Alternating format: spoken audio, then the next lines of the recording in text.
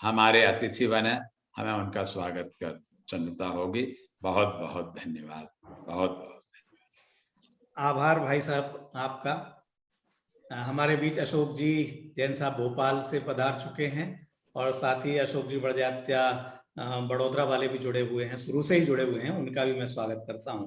आदरणीय भाई साहब ने तो हमारा इतना आशीर्वाद दिया है और कुछ याद दिला दिया।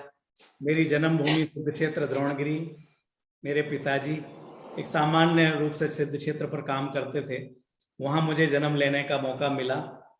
लेकिन शायद जैसे कुछ कहते हैं इस स्थान का माता पिता का संस्कार होता है। आज भी मुझे इतनी प्रसन्नता है कि हमारे परिवार के यहाँ 5 सदस्य हैं और पांचों जुड़े हुए हैं।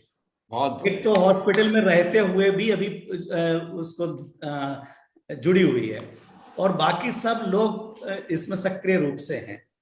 मेरे पिताजी सुरेश जी भाई साहब, मेरी माँ कहती है कि मेरा जन्म वर्णी जयंती का है और इसलिए जब मैं छोटा सा था तो पिताजी जगाने के लिए वर्णी जी कह करके जगाया करते थे। बोले भाई सोते रहते, अरे वर्णी जी क्या करते हो, सोते रहते हो। ऐसा कुछ सहज संयोग होगा कि कुछ करने का मौका मिल रहा है। मैंने शास्त्री किया तो लड़कों को शास्त्री कराने के लिए ध्रुवधाम जब खुला तो उसमें योगदान करने का मौका मिला। मेरी बेटी ने शास्त्री किया तो जो लड़कियों का शास्त्री का खुला वो हम लोगों के माध्यम से हमें ये खोलने के लिए साथ कुछ करने का मौका मिला। बेटे ने आईएएस यूपीएससी की तो उसके निमित्त से कहें या ऐसी भावना बनी कि जब बेटा कर सकता है तो हमारे समाज के लोगों को और क्यों ना लाभान्वित हूं, तो प्रयास चल पड़ा। इस तरह से एक के बाद साधर्मियों के लिए कुछ होना चाहिए, क्योंकि मैं भी तो रिटायर्ड होने वाला हूं, तो कहीं रहने के लिए जगह मिले तो सुखायतन की परिकल्पना पहले से कर ली कि सुखायतन बन गया है, रिटायर्ड हो आराम से जाकर के वहां रहो। कुछ लोग और पूछ लेते हैं, हमारे अशोक जी भाई तो सिंगापुर से सोच रहे होंगे कि अभी और कुछ भी सोचा हुआ है कि कुछ करने के लिए। मैं छोटे से गांव का, जैसा बता दिया, द्रोणगिरी का रहने वाला हूं। मैंने सोचा हुआ है, होगा कि नहीं होगा मुझे नहीं पता, समर्पण कोई जिम्मेदारी नहीं लेता कि काम होना चाहिए, लेकिन मेरा ये मन है कि कोई एक ऐसा विद्यालय भी खुले जिसमें बच्चों की मेरिट लिस्ट बने तो नीचे से सिलेक्शन किया जाए। ऊपर से सिलेक्शन करने वालों के लिए तो बहुत सारे खुल रहे हैं और खुलेंगे, लेकिन गांव में रहने वाले बच्चे नहीं है वहां पर साधन। वो 5वीं 6वीं 8वीं तक आते आते उनके पास नहीं है साधन, माता पिता के पास साधन नहीं है, उतनी बुद्धि नहीं है। उन बच्चों को भी तो कोई संभालने वाला चाहिए। तो मेरा मन है कि ऐसा भी कहीं खुल सके। खुलेगा तो बहुत अच्छी बात, कोई भी खोले, ये भी जरूरी नहीं कि मेरे निमित्त से ही खुले।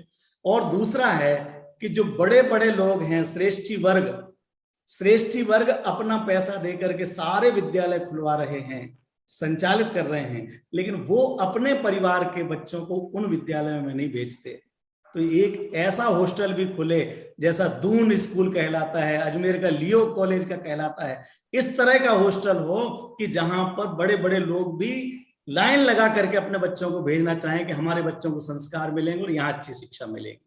ऐसा भी हो, एकदम नीचे वाला भी मैंने सोचा हुआ है, ऊपर वाला भी। अब होगा कौन सा और कब होगा, इस पूरे आप लोगों के लिए मैंने अपने विचार समर्पित कर दिए हैं। जिनकी जो भावना बने, जहां बने, कहीं पर भी नाम की किसी को कोई आवश्यकता नहीं। हमारे सभी साथी बोलते हैं कि नाम से कोई लेना देना नहीं है, काम होना चाहिए, जो कर सके कर सके। इस तरह से कुछ सपने तो बहुत चलते रहते हैं, जो भी होगा अच्छा ही होगा, और आप सबका साथ है तो कुछ ना कुछ होगा भी, ये भी मैं मान के चलता हूँ। मैं बहुत जल्दी जल्दी अतिथियों को बुला रहा हूँ। एक मिनट राजकुमार जी मैं लेना चाहूंगा। जी जी।